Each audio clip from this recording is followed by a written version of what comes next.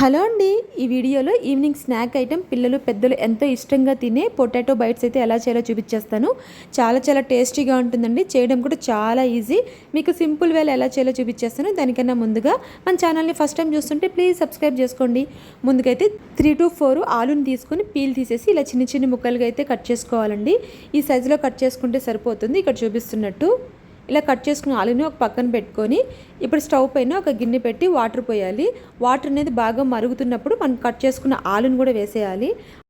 ఈ ఆలు అనేది మెత్తబడేంత వరకు అయితే మనము కుక్ చేసుకోవాలండి. ఇక్కడ చూపిస్తున్నట్టయితే ఇలా స్పూన్తో గుచ్చితే మనకి లోపల దిగాలి. ఆ విధంగా అయితే మెత్తగా వచ్చేంత వరకు అయితే కుక్ చేసుకున్న తర్వాత స్టవ్ ఆపేసి ఇదంతా కూడా నీళ్ళంతా వంపేసి ఒక బౌల్లోకి అయితే తీసుకొని పూర్తిగా అయితే చల్లారనివ్వాలి. ఈ విధంగా చల్లారిన ఆలుని మనము మెత్తగా అయితే స్మాష్ చేసుకోవాలండి. ఇక్కడ చూపిస్తున్నట్టయితే మెత్తగా అయితే స్మాష్ చేసుకోండి. ఎక్కడ కూడా ఆలు అనేది గడ్డలుగా అయితే ఉండకూడదు. ఇప్పుడు ఈ ఆలులోకి 2 టేబుల్ స్పూన్ల బియ్యం పిండి వేసుకుంటున్నానండి. మీరు బియ్యం పిండి బదులు కార్న్ఫ్లోర్ కానీ లేదంటే కొంచెం మైదా పిండి కానీ యూజ్ చేయొచ్చు. ఇప్పుడు ఇందులోనే రుచికి సరిపడా ఉప్పు, కారం, అలానే సన్నగా తరిగిన కొత్తిమీర, కొద్దిగా గరం మసాలా కూడా వేసుకొని ఇదంతా కూడా మనము చపాతీ పిండి కలుపుకునేటట్టయితే మెత్తగా కలుపుకోవాలండి. ఈ విధంగా అయితే కలుపుకున్న చపాతీ పిండిని ఇలా చిన్ని ముక్కలుగా అయితే కట్ చేసుకోవాలి.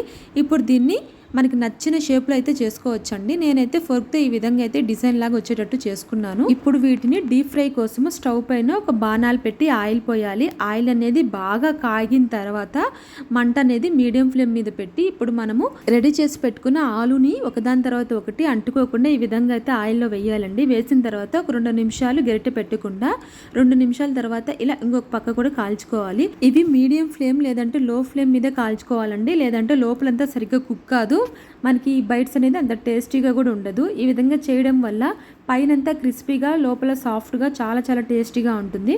ఇది ఒకటి టిప్ అండి. ఇందులో ఇంకా రెండో సైడ్ కూడా మనము బాగా కాల్చుకోవాలండి. ఈ విధంగా అయితే బాగా వేగిన తర్వాత ఇంకొక ప్లేట్లోకి తీసేసుకోవడమే. ఇక్కడ చూస్తున్నారు కదా, మనకి డార్క్ గోల్డ్ కలర్ వచ్చేంత వరకు అయితే దీన్ని బాగా ఫ్రై చేసుకోవాలి. ఈ విధంగా ఈ కలర్ వచ్చేంత వరకు ఫ్రై చేసుకొని తీసేసుకోవడమే అండి. ఇంకా మిగిలిన బైట్స్ కూడా మన ఇష్టము. మనకు నచ్చిన షేప్లో అయితే చేసుకోవచ్చు. రౌండ్గా చేసుకోవచ్చు, పొడుగ్గా చేసుకోవచ్చు, లేదా ఇప్పుడు నేను చేసినట్టు కూడా చేసుకోవచ్చు. ఇంకా అంతే అండి. అన్నీ కూడా ఈ విధంగా అయితే ఫ్రై చేసుకొని తీసేసుకోవడమే. చాలా ఈజీగా చేసేసుకోవచ్చు, కానీ టేస్ట్ మాత్రం చాలా బాగుంటుంది. ఆయిల్ అనేది కూడా మనకి ఎక్కువ అయితే పీల్చదండి. మనం తినే రెగ్యులర్గా ఫ్రెంచ్ ఫ్రైస్ కన్నా ఈ విధంగా తినడం చాలా మంచిది అనిపిస్తుంది. చూడండి, ఇక్కడ ఆయిల్ అనేది మనకి ఎక్కడ కూడా పీల్చలేదు. మనకి ఇంకైతే ఆలు బైట్స్ అనేది రెడీ అయిపోయింది. చిన్నపిల్లల దగ్గర నుంచి పెద్దవాళ్ళ వరకు కూడా చాలా ఇష్టంగా తింటారు.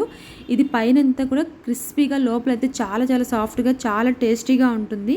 వేడిగా ఉన్నప్పుడే టమోటా కచ్చప్తో తింటే టేస్ట్ అనేది అద్దిరిపోతుంది. ఇంకెందుకు ఆలస్యం, మీరు కూడా ఒకసారి ట్రై చేయండి. అలానే నా ఛానల్ని సబ్స్క్రైబ్ చేయడం మాత్రం మర్చిపోకండి. Thank you.